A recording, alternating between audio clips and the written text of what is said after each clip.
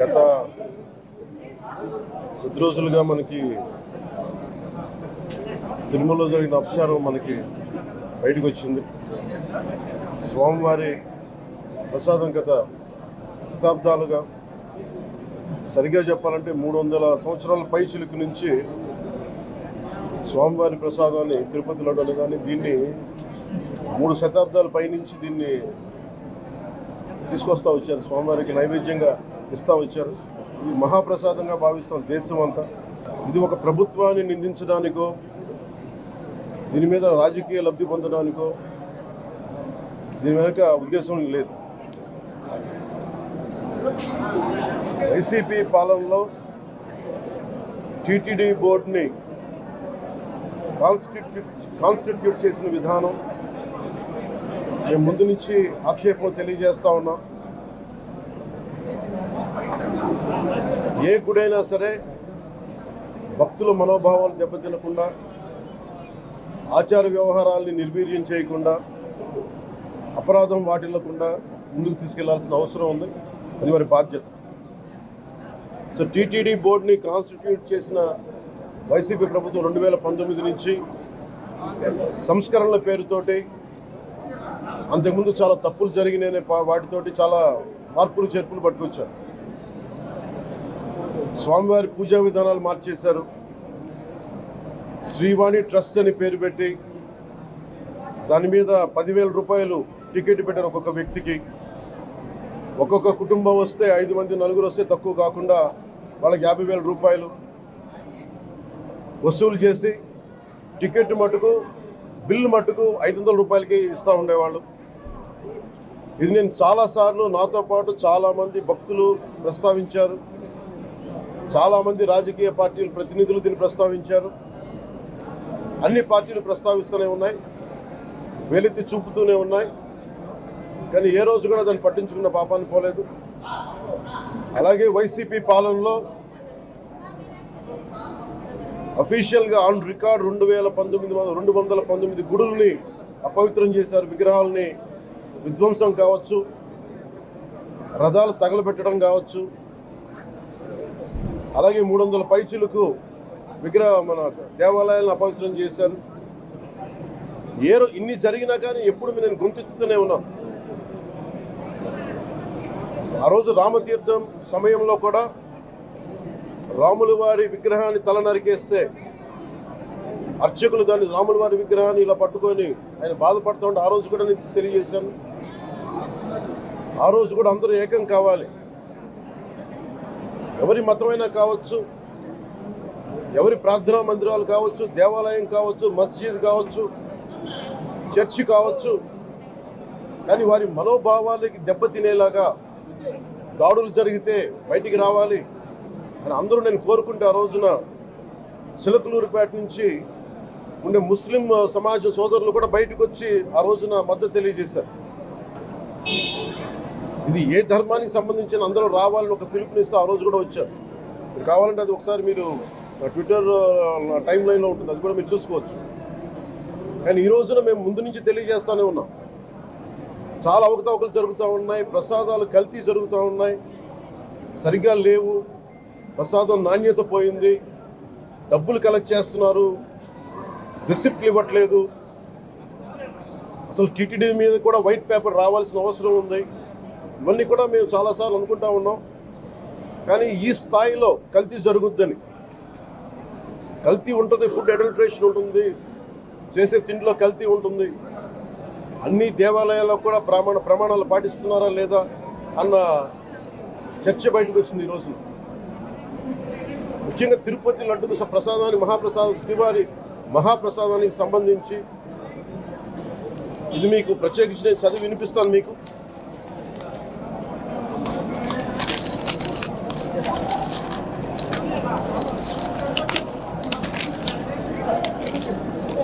ఈ రిపోర్ట్ ప్రత్యేకించి centre for analysis and learning in livestock and food of the national dairy development board వారికి samples పంపిస్తే ఇది వాళ్ళు తెలియజేసింది స్టాండర్డ్ వాల్యూ లిమిట్స్ ఎలా ఉండాలి, అని వాళ్ళు చెప్పారు. ఏం చెప్పారంటే pure milk fat shall have a reading between 95.68 to 104.32, but all the ghee samples had values around 20, which means the ghee is highly adulterated. దాని సబ్సిక్వెంట్ టేబుల్లో సహజంగా నెయ్యిలో కల్తీ వ్యాపారులు కల్తీ చేసేది ప్లాంట్ బేస్డ్ కల్తీ జరుగుతూ ఉంటుంది. అదే తప్పు. అలాంటిది దీంట్లో ప్రత్యేకించి తెలియజేసింది సోయాబీన్ ఉంది, sunflower, olive oil, rapeseed, linseed, wheat germ, maize germ, cottonseed, coconut, palm ఆయిల్తో పాటు fish oil, beef tallow, lard. Fish oil మీకు తెలిసిందే, చేప నుంచి ఎక్స్ట్రాక్ట్ చేసిన నూనె. బీఫ్ టాలో అంటే మనకి పశువు సంబంధించిన కొవ్వు. అలాగే లాడ్ అంటే మనకి మన పందికి సంబంధించిన కొవ్వుని. ఇవి ఎక్కువ ఉన్నాయి. ఈ దారుణం ఏంటంటే శతాబ్దాలుగా పోరాటం చేస్తున్నారు అయోధ్య రామ మందిరం కోసం. దానికి కూడా వీళ్ళు 1,00,000 లడ్లు ఇలా బీఫ్ తోటి, పిగ్ ఫ్యాట్ తోటి, ఫిష్ ఆయిల్ తోటి కలిపిన 1,00,000 లడ్లు కొన్ని శతాబ్దాలుగా అయోధ్య రామ మందిరం కావాలని చాలా ప్రతిష్టాత్మకంగా తీసుకుంటే దానికి కూడా తిరుపతి లడ్లు వెళ్ళింది, టీటీడీ లడ్లు వెళ్ళింది. ఇది దేశం అంతా దీన్ని కదిలిపోయింది. ఈ రోజున ఇలాంటి అపవిత్రం జరిగింది. దీని గురించి ప్రస్తావిస్తే రిపోర్ట్లు బయటకు వస్తాయి. వైసీపీ నాయకత్వం కానీ ఇది రాజకీయ లబ్ధి కోసం చేస్తున్నారని ఒక మాట మాట్లాడుతూ ఉన్నారు. వైసీపీ నాయకులకి కానీ వారి మద్దతుదారులు కానీ నేను మనస్ఫూర్తిగా మీకు తెలియజేస్తున్నా, రామతీర్థం గొడవప్పుడు 219 గుడుల్ని మీరు అపవిత్రం చేసినప్పుడు మీ పాలనలో ఒక సగటు హిందువుగా నేను గొంతెత్తి పోరాటం చేయాలి అంటే రోడ్ల మీదకి ఆ రోజే వచ్చామని గుర్తుపెట్టుకోండి. ఆ రోజు కూడా రామతీర్థం రాముల వారి విగ్రహాన్ని మీరు నరికేసి అర్చకులు చేతిలో పట్టుకున్నప్పుడు చాలా బాగుంది. కానీ ఆ రోజు కూడా దాన్ని రాజకీయ పరంగా మేము తీసుకెళ్ళా. దోషులకి శిక్ష పడాలి. వీళ్ళెవరో కనుక్కోండి, ఈ రోజు వరకు మీరు పట్టించుకోవాలా. ఇది మేము చెప్తూనే ఉన్నాం. నిజంగా చెయ్యాలంటే ఈ ప్రస్తావన ఎందుకు తీసుకొస్తున్నానంటే సమాజంలో అస్థిరత లేదంటే డిస్హార్మనీ క్రియేట్ చేయడానికి మేము లేవు ఇక్కడ. కానీ తప్పు జరుగుతుంటే, దాడులు జరుగుతూ ఉంటే, అపవిత్రం చేసుకుంటా వెళ్ళిపోతే చూస్తూ ఎవరు కూర్చోం. తప్పు, అది కూడా తప్పు అవుద్ది. ఫండమెంటల్ కాన్స్టిట్యూషనల్ ఫండమెంటల్ ఇది. ప్రతి వ్యక్తికి వారి ధర్మాన్ని ఆచరించే హక్కు ఉంది. ఎవరన్నా వచ్చి ఆ ధర్మాన్ని పాడు చేసే హక్కు ఎవరికీ లేదు. ఇట్స్ ఎ ఫండమెంటల్ రైట్ ఇది. ఇలాంటి స్థాయిలో ఈ రిపోర్ట్ బయటకు వచ్చినప్పుడు ఏం చెప్పుండాల్సింది గత ముఖ్యమంత్రి గారు? నేను ఏ రోజు కూడా మీరు చూశారు, ఇది ప్రభుత్వం, మన కొత్త ప్రభుత్వంలోకి వచ్చాం. ఇది వెండెట్టా ప్రభుత్వం కాదు, ఇది పగా ప్రతీకారాల ప్రభుత్వం కాదు ఇది. కానీ తప్పు జరుగుతుంటే మటుకు చేతులు కట్టుకొని చూసే ప్రభుత్వం కూడా కాదు. అది మీకు చాలా పగడ్బందీగా తెలియజేస్తున్నాను విషయం. అలాంటిది మా మీద ఎన్నో మాట్లాడినా మేము ఎప్పుడు మాట్లాడలా. రామతీర్థం గురించి జరిగినప్పుడు కూడా మేము మాట్లాడలా. కానీ ఈ రోజున రిపీట్ అయిపోతున్నాయి మిస్టేక్స్. అలవాటైపోయింది, ఆలవాలం అయిపోయింది. ఇంక ఇక్కడితో ఆగాలి. ఇది ఎప్పుడే ఫుల్ స్టాప్ టు దిస్. దీంట్లో ఒకరు నిందించట్లా. టీటీడీ బోర్డు ఉంది, వైసీపీ కాన్స్టిట్యూట్ చేసిన టీటీడీ బోర్డు ఉంది. వైవి సుబ్బారెడ్డి గారు ఉన్నారు టీటీడీ చైర్మన్గా. టీటీడీ ఈవోగా ధర్మారెడ్డి గారు ఉన్నారు. మళ్ళీ వాళ్ళు కాకుండా కొత్తగా వచ్చారు. ఈ 5 సంవత్సరాలు ఈ బోర్డు ఏం చేస్తూ ఉంది? ఈ టీటీడీ బోర్డుని మేము ప్రశ్నిస్తున్నాం. మీరు బయటికి రండి. గత ముఖ్యమంత్రి ఏం చేసి ఉండాల్సింది వచ్చినప్పుడు మీరు పంపించండి ల్యాబ్స్కి, మీకు ఎవరైతే తప్పులు చేశారో వారి మీద మీరు చర్యలు తీసుకోండి చెప్పాలి. కానీ తప్పులు చేసిన వాళ్ళు వెనకేసుకొచ్చే విధానం ఏంటో నాకు అర్థం కావట్లేదు. ఇది ఆయన మార్చుకోవాలి. అంతేగాని మీరు అస్థిరత చేసే ఆలోచన కానే కాదు. ఇదే మీరు ఊహించండి. ఇంకా ఏ ధర్మం మీదైనా సరే ఇలాంటి అపవిత్రం ఒక చర్చి మీద జరిగిన, ఒక మస్జిద్ మీద జరిగిన దేశం అల్లకల్లోలం చేసేస్తారు, ప్రపంచం అంతా మాట్లాడతారు, గ్లోబల్ న్యూస్ అయిపోద్ది.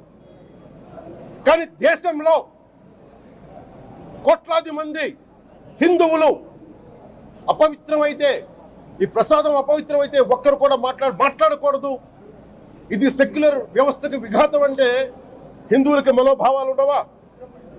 ఇది ఒక్కరు నిందించట్లా, అసలు మీరు ప్రస్తావన చేయకూడదు, ఇది తప్పు, ఇది మాట్లాడకూడదు అంటే ఎట్లా? ఇదే వేరే మతానికి మీరు అన్వయిస్తారా? నేను అన్ని మతాలని సమానంగా గౌరవించేవాడిని, ఇస్లాంని గౌరవించేవాడిని, క్రిస్టియానిటీని గౌరవించేవాళ్ళం మేమందరం. సనాతన ధర్మం అని మొత్తుకుంటున్నాం. దేనికి సనాతన ధర్మం అంటే? సనాతన ధర్మానికి ఒకరు ప్రారంభించింది కాదు. ఇది ఒక వ్యక్తో ఒక కూర్చోబెట్టి ఒకరు స్టార్ట్ చేసింది కాదు. ఇది కొన్ని వేలాది సంవత్సరాలుగా అన్ని మతాలని, అన్ని విశ్వాసాలని అలింగనం చేసుకున్న నేల ఇది. అలాంటి విశ్వాసాలకి దగ్గర తీసుకున్న ఈ నేల మీద ఇలాంటి అపవిత్రం జరిగితే, రిపీటెడ్గా జరిగితే, ఒకసారి కాదు, 2 సార్లు కాదు, రిపీటెడ్గా జరిగితే ఇప్పుడు కూడా మాట్లాడకూడదంటే అది తప్పు చేసిన వాళ్ళం అవుతాం మేము. దోషులకి శిక్ష పడాలి. ఫుడ్ అడల్టరేషన్ ఇది మేము కాదంటలా. టీటీడీ బోర్డు, అప్పుడు టీటీడీ బోర్డు బాధ్యత తీసుకోవాలి. పొలిటికల్గా వచ్చి అలంకారప్రాయంగా ఒక్కొక్కళ్ళు వచ్చేసి దర్శనాలకి టికెట్లు ఇవ్వడానికి మీరు బోర్డు మెంబర్స్ అవ్వలేదు. మీరు ఎవరు చైర్మన్ కానీ ఈవో కానీ, మీరు అక్కడ ధర్మాన్ని పరిరక్షించాలి. మీరు అక్కడ మీ ఇష్టాలకి మీరు కూర్చోబెట్టి మీ ఇష్టాలకి కాంట్రాక్ట్లు ఇచ్చుకోవడానికి మీరు టీటీడీ బోర్డుకి మీరు వెళ్ళలేదు. మీరు అందరూ, మీ అందరికీ బాధ్యత ఉంది. మీరు నిర్ణయించుకోవాలి. ఎవరికి కోపాలు రావు, ఎవరికి వేదన రాదు, ఎవరికి బాధలు రావుంటే కుదరదు. వస్తాయి బాధలు, వేదన ఉంది, మాట్లాడతాం. మర్చిపోకండి ఎవరు. గత ముఖ్యమంత్రి గారు కూడా నేను చేస్తా ఉన్నాను, జగన్మోహన్ రెడ్డి గారికి కూడా. ఇదే చర్చికి జరిగితే మీరు ఊరుకుంటారా? ఒక మసీదుకి జరిగితే ఊరుకుంటారా? ఒక తిరుమలకు జరిగినప్పుడు ఎందుకు వెనకేసుకొస్తారు? రాకండి. ఏ మతం మీద దాడి జరిగినా సంపూర్ణంగా నాతో సహా మేము ఖండిస్తాం, బయటకు వస్తాం. ఇస్లాం మీద దాడి జరిగితే మేము మాట్లాడతాం, క్రిస్టియానిటీ మీద దాడి జరిగితే మేము మాట్లాడతాం, హిందూ ధర్మం మీద, సనాతన ధర్మం మీద దాడి జరిగితే కూడా నేను మాట్లాడతాను. ఇది మొదటిసారి కాదు, మేమందరం మాట్లాడతాం. ఇది ప్రాథమిక హక్కు. ఇది పరస్పర విశ్వాసాలను గౌరవించుకోవడం చాలా చాలా అవసరం. ఇది అందరికీ తెలియజేస్తున్నాను. ఇది దోషులకి కఠిన శిక్ష పడాలి. అలాగే ముఖ్యమంత్రి గారికి కూడా నేను తెలియజేసుకున్నాను, చంద్రబాబు నాయుడు గారికి కూడా క్యాబినెట్ మీటింగ్ జరగాలి, అసెంబ్లీలో చర్చ జరగాలి. అసలు టీటీడీ ట్రస్ట్లో ఎన్ని అవకతవకలు జరిగినాయి, దీని మీద కూలంకషంగా దీని మీద చర్చలు జరగాలి. అలాగే నిన్న అందరూ మీడియా పెద్దలు కూడా అడుగుతూ ఉన్నారు, పత్రికాధిపతులు కూడా అడుగుతూ ఉన్నారు, మీడియా వారు కూడా అడుగుతున్నారు, దీన్ని సిబిఐకి తీసుకెళ్లాలా లేదా అనేది.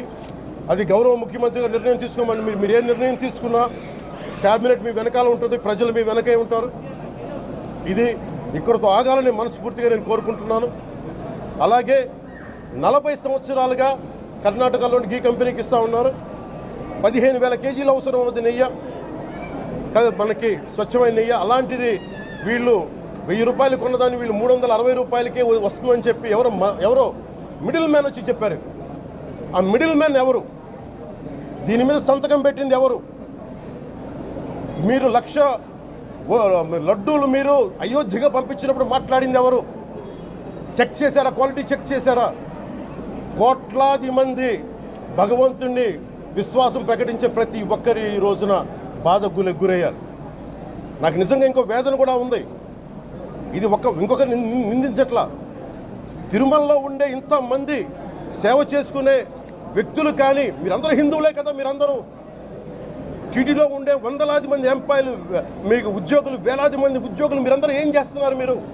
మీరు హిందువులు కాదా? మీరు స్వామివారికి అపవిత్రం జరుగుతూ ఉంటే మీరు కల్తీ నేచరు మీకు తెలిసి కూడా మీరు ఎందుకు కాముకున్నారు? భయపడ్డారా వైసీపీ అంటే? వైవి సుబ్బారెడ్డి గారంటే భయపడ్డారా? ధర్మారెడ్డి గారంటే భయపడ్డారా? ఏ స్వామి అయితే మీకు ఆశ్రయం ఇచ్చారో ఆ స్వామికి అపవిత్రం జరుగుతూ ఉంటే మీరందరూ కామ్గా కూర్చునే మీకు ఎలా వచ్చింది మీకు? ఇది నేను సాటి హిందువులను కూడా నేను ప్రశ్నిస్తున్నాను. మీరు కూడా తప్పు చేశారు దీంట్లో. ఇది ముందుగా ప్రతి హిందువు గౌరవించాల్సింది. దీన్ని మీ మతాన్ని మీరు గౌరవించుకోండి ఫస్ట్. ప్రతి హిందూ నేర్చుకోవాలి ఇది. ప్రతి హిందువు ఆత్మపరిశీలన చేసుకోవాలి. మీరు బయటికి రావాలి. తప్పు జరుగుతూ ఉంటే కూర్చొని చేతులు కట్టుకొని మనకెందుకులే అంటే ఇలాగే ఉంటాయి. ఇది మారాలి. ఇది అందుకు నేను కూడా దీంట్లో భాగమే. కాబట్టి నిజంగా నాకు ఇన్ని సమస్యలు చెప్పారు ఇన్ని సంవత్సరాలుగా. వైసీపీ మీద పోరాటాలు చేస్తున్నారు. రోడ్లు బాగలేదంటే మాట్లాడాం, రైతుకి సమస్యలు వస్తే మాట్లాడాం, గుడులు అపవిత్రం చేస్తుంటే మాట్లాడాం. కానీ ఏ ఒక్కరు కూడా బలంగా కూర్చొని టీటీడీ ఉద్యోగులు ఎవరైనా సరే ఇలా జరుగుతుంది అని తెలిసి కూడా కామ్గున్నారంటే మీరు మహా అపరాధం చేశారు. ఆ మహా అపరాధానికి నేను కూడా నాకు సంబంధం లేకపోయినా ఈరోజు నేను ప్రాయశ్చిత దీక్ష మొదలుపెట్టాను. ఈరోజు 11 రోజులు స్వామివారికి నేను క్షమాపణలు కోరుకుంటూ దీక్ష తీసుకుంటున్నాను. ఇది మారాలి, భవిష్యత్తు ఇలా ఉండకూడదు అని కోరుకుంటూ సెలవు తీసుకున్నాను. నమో వెంకటేశాయ.